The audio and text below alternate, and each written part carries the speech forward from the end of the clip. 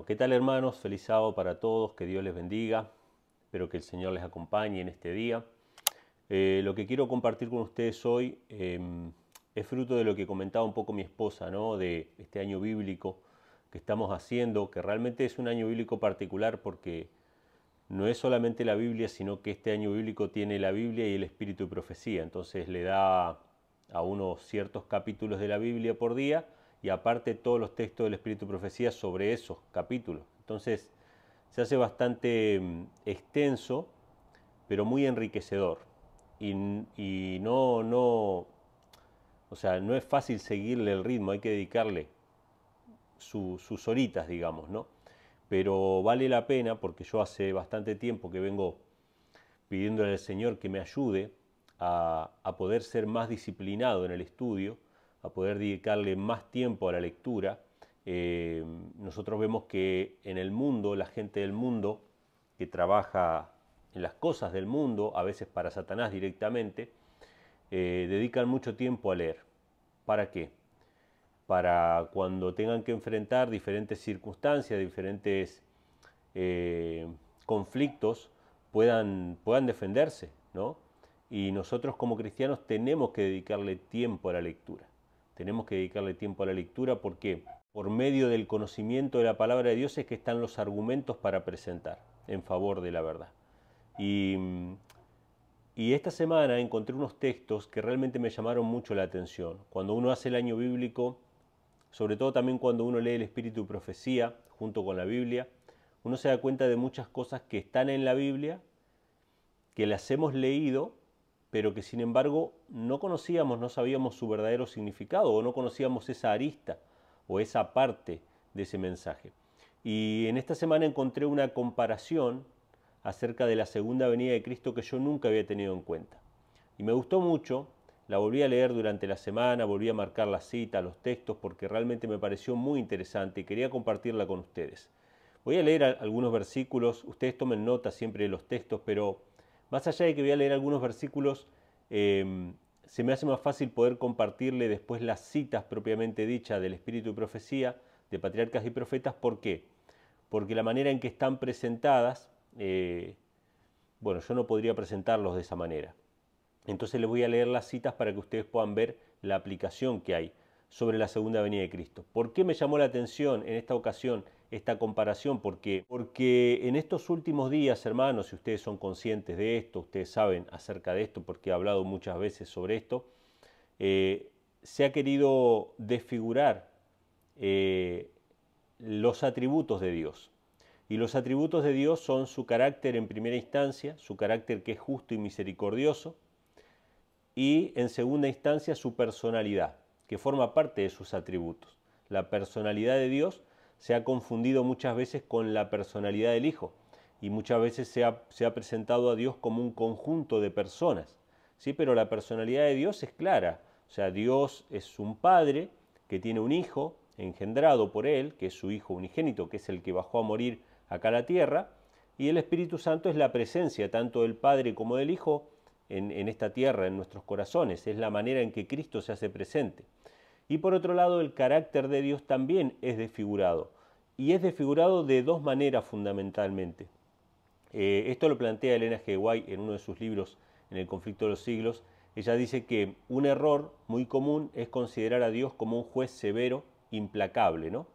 Un juez severo, implacable, que solamente nos pide cuentas, que solamente castiga, que solamente busca la justicia, que no es misericordioso. Usted me debe 2, me paga 2 y se acabó y no hay excusa y listo. Así es como muchos se imaginan a Dios. Un Dios que solamente se guía por una justicia implacable.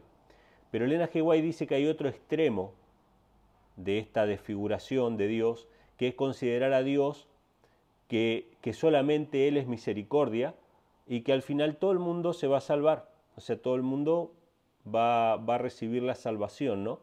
Y que Dios no tiene justicia ni impone su justicia, sino que Dios es simplemente amor y nada más, y no hay justicia en su carácter.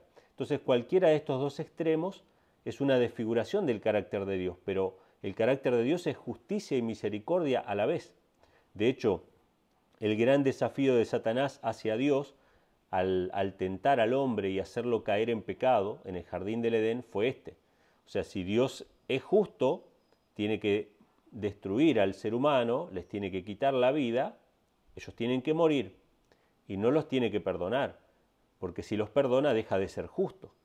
Ahora, si Dios no los perdona, es justo, pero no es misericordioso, o sea que no es amoroso. Y si los perdona, está bien, es amoroso, pero no es justo. Entonces Satanás quería jugar con esto y decir, bueno, Dios no puede ser las dos cosas a la vez. Dios no puede ser justo y misericordioso a la vez. Esta es la acusación de Satanás. Sin embargo, Dios demostró que sí, que Él era justo y misericordioso a la vez, que hay una paga del pecado que es la muerte, esa es la estricta justicia, pero que esa paga la iba a llevar Cristo. Y por lo tanto, por medio de Cristo nosotros podíamos obtener perdón, justicia y misericordia, ambas cosas.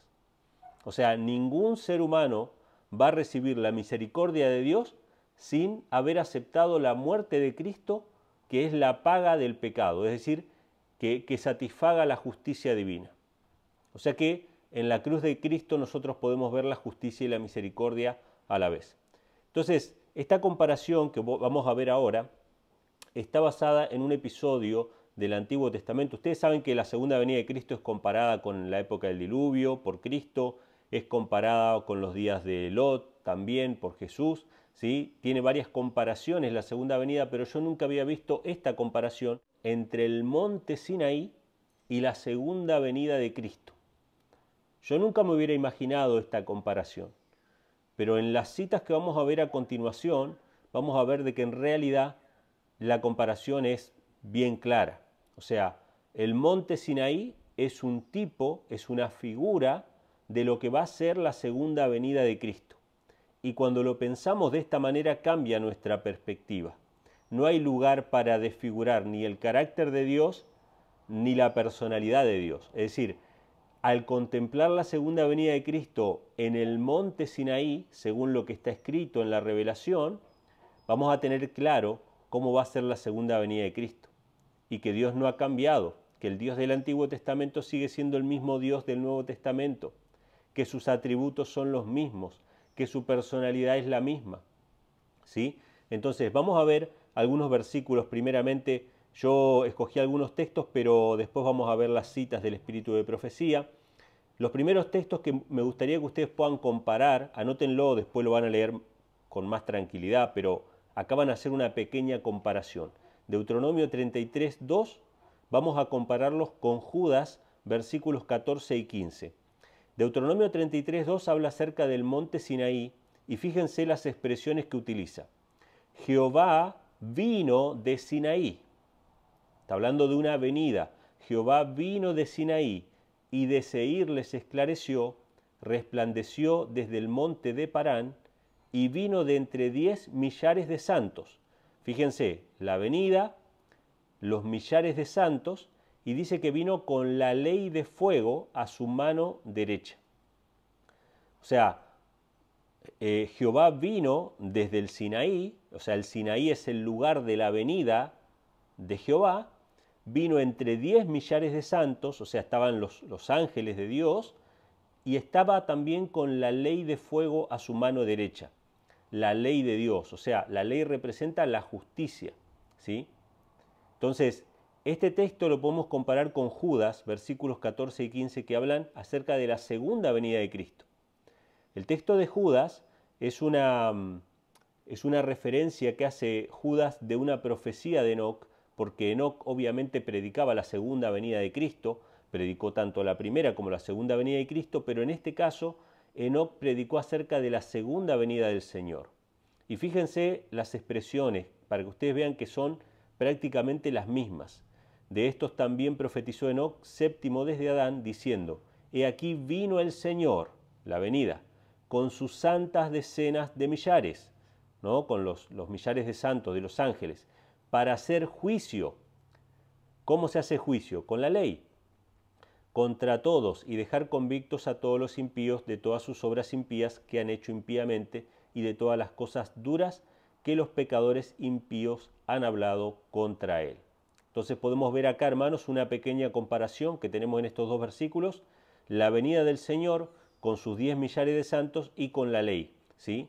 Vino el Señor con sus santas decenas de millares para hacer juicio, dice. Vamos a ver otra comparación del monte Sinaí con el tiempo de la venida del Señor. Éxodo 34 vamos a comparar, versículos 29 al 35, y vamos a compararlo con Daniel 12:3, ¿sí?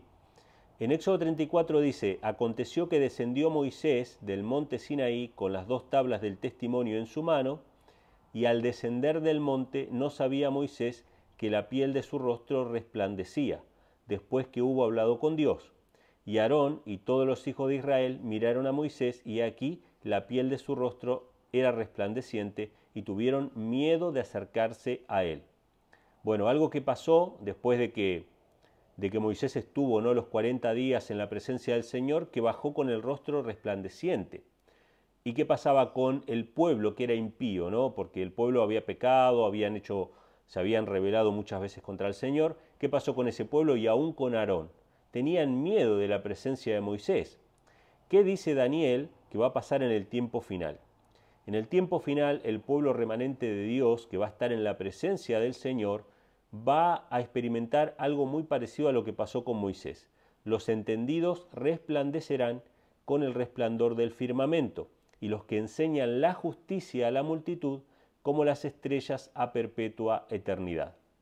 Entonces podemos ver, hermanos, que hay una comparación bien clara, ¿no?, de lo que va a ser el pueblo de Dios en el tiempo final, que dice la palabra del Señor que van a resplandecer los que enseñan la justicia.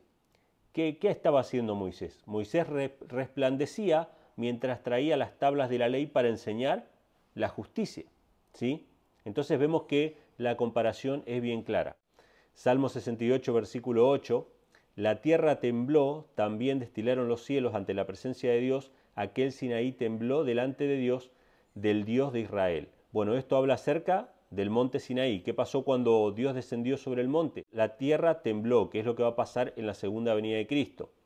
Salmo 50, 3 y 4 dice, vendrá nuestro Dios y no callará, fuego consumirá delante de él y tempestad poderosa le rodeará, convocará a los cielos de arriba y a la tierra para juzgar a su pueblo.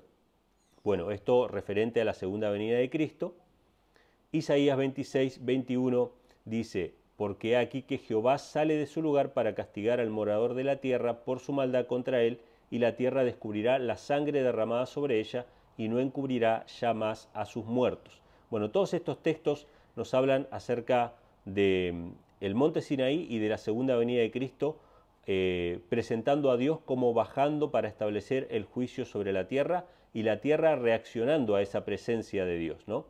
Malaquías 3:2 dice, ¿quién podrá soportar el tiempo de su venida? ¿O quién podrá estar en pie cuando Él se manifieste? Porque Él es como fuego purificador y como jabón de lavadores, ¿sí? En todos estos pasajes se habla de que la presencia de Dios trastorna la tierra. La presencia de Dios es como fuego consumidor y es el que trae la justicia a la humanidad, ¿no? Cuando vemos el monte Sinaí, esto es algo interesante, ¿no? Cuando vemos el monte Sinaí vemos que la presencia de Dios, que era como fuego consumidor sobre el monte, para Moisés no había problema. O sea, Moisés estaba en reverencia delante de Dios, su rostro se iluminó, pero él podía estar ahí. Él podía estar en esa presencia por su santidad. Pero la mayoría del pueblo, ¿qué tenía? Tenía temor. Se querían esconder. ¿Pero por qué se querían esconder? Por sus pecados. Lo mismo va a pasar cuando Cristo venga por segunda vez en las nubes de los cielos. Entonces vamos a ver ahora sí, Patriarcas y Profetas, es el capítulo 29, si no me equivoco, de las páginas 309, párrafo 1, a la página 310, párrafo 4. Todo lo que vamos a leer a continuación son citas continuas, una atrás de la otra, ¿sí? Y fíjense qué interesante lo que menciona Elena G. de White en estas citas acerca del monte Sinaí. Dice así, el proceder de Dios respecto a la rebelión desenmascarará completamente la obra que durante tanto tiempo se ha hecho en forma oculta. Los resultados del dominio de Satanás y del rechazamiento de los estatutos divinos quedarán revelados a la vista de todos los seres racionales. La ley de Dios estará plenamente vindicada. Fíjense qué interesante lo que menciona, ¿no? Dice que al final Dios va a desenmascarar la rebelión de Satanás y va a quedar a la vista de todos, ¿no? Los seres, la reivindicación de la ley de Dios. Y fíjense lo que va a decir a continuación. Se verá que todos los actos de Dios tuvieron por fin el bien eterno de su pueblo y de todos los mundos creados. Esta cita me impactó, porque dice, se verá, o sea, en el futuro, se verá que todos los actos de Dios tuvieron por finalidad el bienestar eterno de su pueblo y de todos los mundos creados. Si está diciendo que se verá en el futuro que todos los actos de Dios tuvieron una finalidad benéfica, una finalidad amorosa, eso significa que en la actualidad no se está viendo del todo así. Eso significa que en la actualidad muchos de los actos de Dios son cuestionados. Eso significa que en la actualidad, aún para nosotros, hay cosas que no comprendemos del todo. Y acá entran muchas cuestiones, hermanos. Después ustedes lean la historia del Éxodo, lean lo que pasó cuando bajó Moisés del monte Sinaí, estaba el becerro de oro. Lean todas esas cuestiones que pasaron. Hay muchas cosas que nos cuestan entender, incluso del exterminio de ciertos pueblos. Y dice que al final del tiempo se va a desenmascarar la obra de Satanás y se va a ver que todos los actos de Dios tuvieron una sola finalidad, que fue el bien eterno de su pueblo y de todos los mundos creados.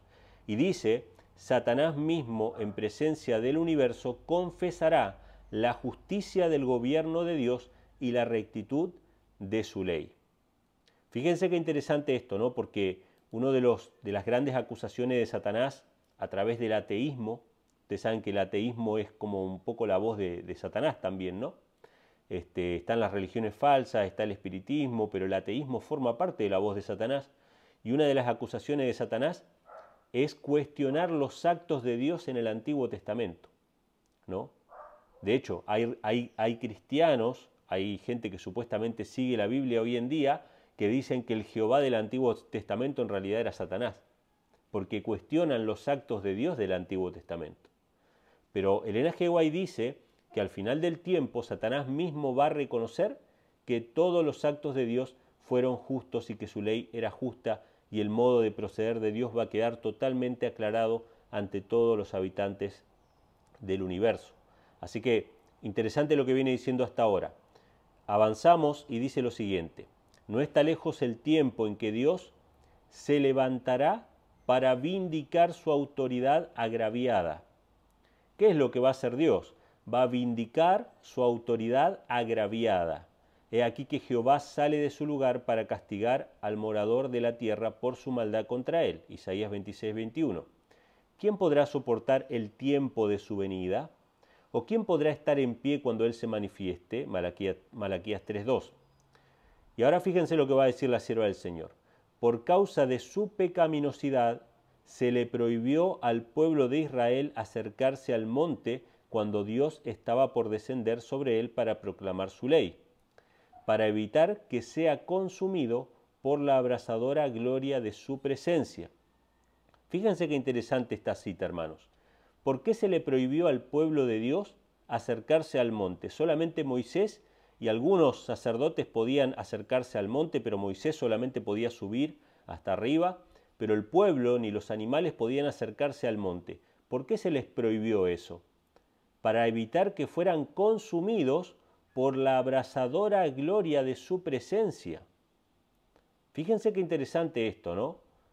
¿Cómo podemos llegar nosotros a la conclusión de decir, no, Dios de ninguna manera destruye, de ninguna manera mata, cuando la propia gloria de Dios para el pecado es fuego consumidor? No que Dios quiera destruir o que Dios quiera matar o que Dios se goce en eso, en absoluto, porque eso es contrario a su carácter. Su carácter es amoroso y Él solamente quiere darnos vida. Pero cuando el pecador atraviesa, ¿no?, esa prohibición de Dios, si las personas que se hubiesen acercado al monte hubiesen sido consumidas, porque hubiesen desobedecido la palabra del Señor, y hubiesen sido consumidas no por Satanás, no hubiesen sido destruidas por el diablo, hubiesen sido destruidas por la abrasadora gloria de la presencia de Dios. Fíjense qué interesante. Ahora, lo que Elena G. White va a decir a continuación es que lo que pasó en el monte Sinaí es lo que va a pasar en la segunda venida. En la segunda venida de Cristo.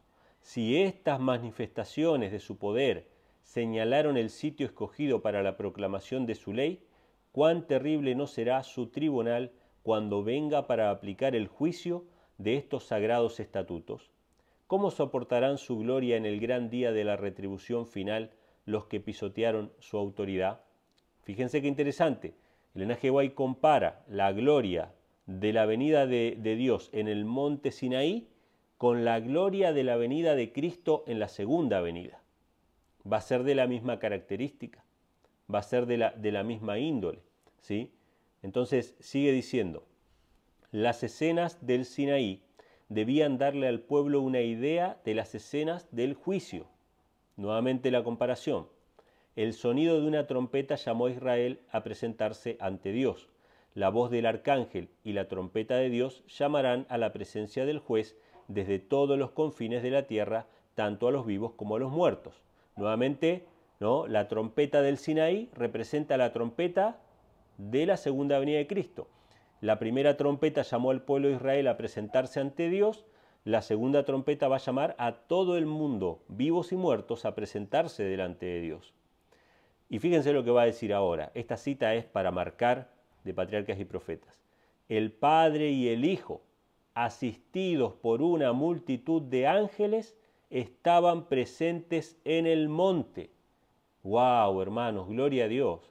El Padre y el Hijo, con una multitud de ángeles, estaban en el monte Sinaí.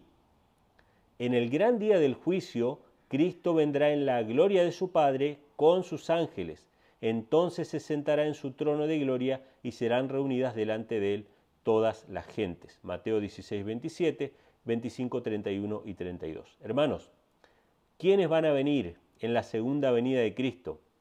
El Padre, el Hijo y los santos ángeles, de la misma manera que en el monte Sinaí estaban el Padre, el Hijo y los santos ángeles.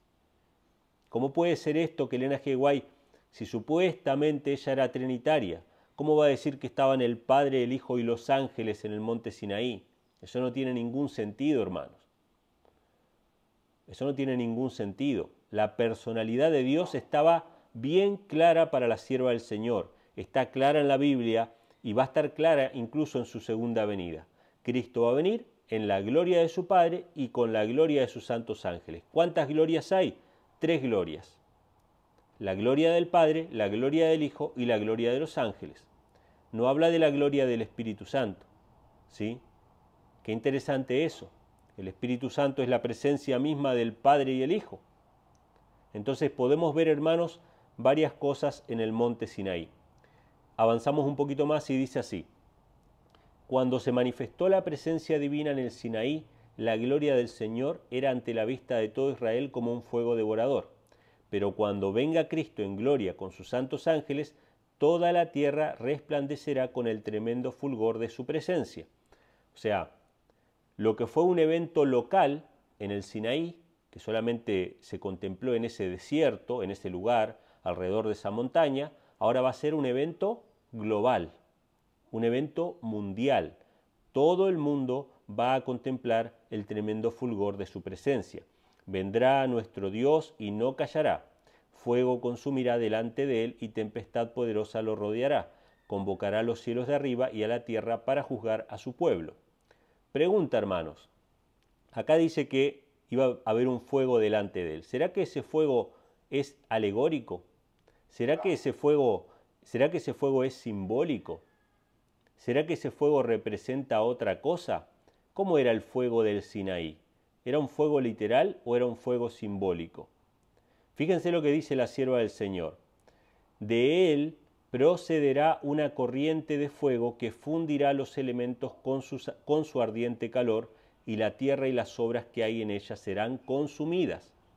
Cuando se manifieste el Señor Jesús desde el cielo con los ángeles de su poder en llama de fuego, para dar retribución a los que no conocieron a Dios ni obedecen el Evangelio de nuestro Señor Jesucristo.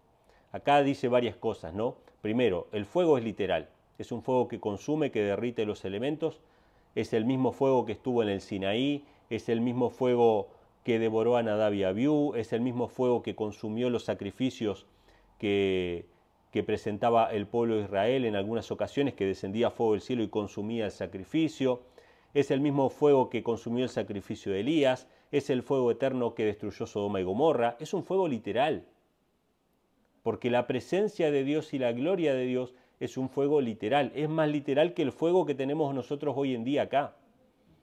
El nuestro, en todo caso, es una copia de aquel fuego, porque fue creado después que aquel fuego.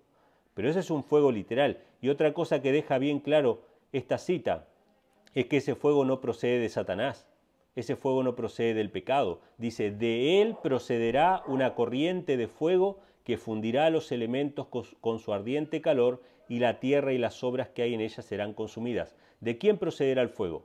De Dios. No dice que procede del diablo, no dice que procede de los pecadores, sino que va a proceder de Dios. Así va a ser en la segunda venida de Cristo.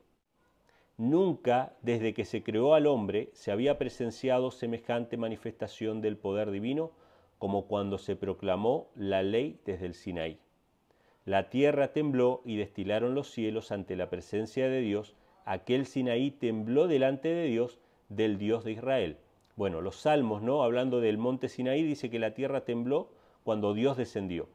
Ahora, Elena G. White agrega, en medio de las más terroríficas convulsiones de la naturaleza, la voz de Dios se oyó como una trompeta desde la nube. El monte fue sacudido desde la base hasta la cima, y las huestes de Israel, demudadas y temblorosas, cayeron de hinojos. O sea, comentando lo que pasó en el Sinaí, ¿verdad? Pero agrega lo siguiente, aquel cuya voz hizo entonces temblar la tierra ha declarado, su voz conmovió entonces la tierra, pero ahora ha prometido diciendo, Jehová ruge desde lo alto y desde su morada santa da su voz, y temblarán los cielos y la tierra. En aquel gran día que se acerca, el cielo mismo se apartará, se replegó como un pergamino, y todo monte y toda isla se moverá de su sitio. Temblará la tierra como un ebrio, y será removida como una choza. Pesará sobre ella su pecado, que nunca más se levantará. Bueno, hay varios textos ahí, ¿no?, que menciona. Hebreos 12:26, Jeremías 25:30, Joel 3:16, Apocalipsis 6:14 e Isaías 24:20. O sea, lo que pasó en el monte Sinaí, de que tembló el monte, va a pasar literalmente en la segunda venida de Cristo, donde Dios, su presencia y su voz va a hacer temblar toda la tierra. Dice, por tanto, toda mano se debilitará y desfallecerá todo corazón humano. Se llenará de terror, angustias y dolores se apoderarán de ellos. Se asombrará cada cual al mirar a su compañero, sus rostros son como llamaradas. Castigaré al mundo por su maldad y al impío por su iniquidad. Haré que cese la arrogancia de los soberbios y humillaré la altivez de los tiranos. Bueno, todo esto con respecto a lo que va a pasar en la segunda venida de Cristo. Y luego dice lo siguiente. Cuando Moisés regresó de su encuentro con la divina presencia en el monte, donde había recibido las tablas del testimonio, el culpable Israel no pudo soportar la luz que glorificaba su semblante.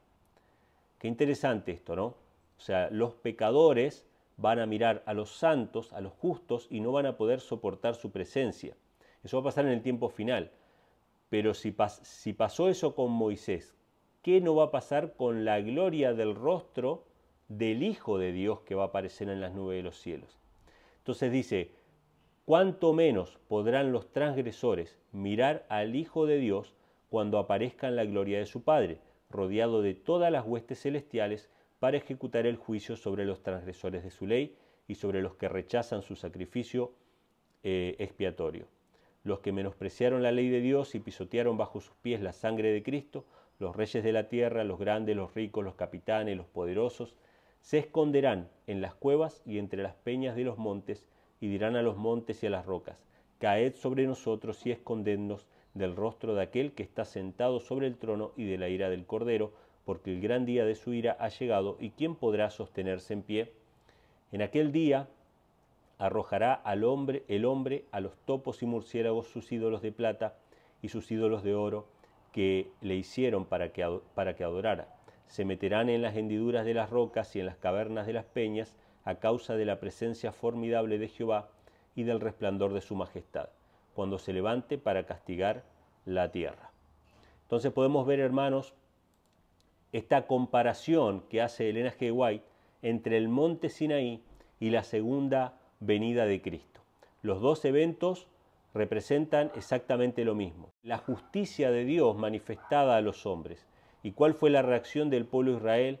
¿Cuál fue la reacción de Moisés? ¿Cuál tiene que ser, hermanos, nuestra posición como pueblo de Dios, como hijos de Dios, ante este evento que se aproxima? Yo leía, ¿no?, la historia de Moisés y mencionaba el ayuno de Moisés durante 40 días, la espera de Moisés durante 7 días que Dios se dignara a hablarle, esperando en oración y en reflexión. Cuando analizamos todo esto, hermanos, la impaciencia del pueblo de Israel que esperaba debajo del monte y que cuando vieron que se tardaba en volver Moisés con las indicaciones, ya habían hecho un Dios para adorar. Cada una de estas enseñanzas del monte Sinaí, hermanos, tiene mucho para nosotros acerca de cómo vamos a enfrentar la segunda venida de Cristo. Solamente aquellos que hayan tenido intimidad con Dios, solamente aquellos que hayan contemplado a Dios en su palabra y que vivan en santidad, van a poder soportar el día de su venida. Pero para los demás, dice la Escritura, el día de la venida va a ser un día en el cual la gente se va a esconder, no va a poder soportar la gloria de la presencia de Cristo. Entonces, hermanos, vemos que en este acontecimiento se reivindican dos cuestiones acerca de los atributos de Dios. Su personalidad, aparecen el Padre y el Hijo en el monte Sinaí, como van a aparecer el Padre y el Hijo con sus santos ángeles en la segunda venida de Cristo, y también su justicia y su misericordia. Así como Dios impartió su justicia en el pasado, va a impartir su justicia en el futuro, ¿sí? Así que bueno, hermanos, espero que estas pequeñas citas les hayan sido de bendición. Que Dios les bendiga y que tengan un feliz sábado.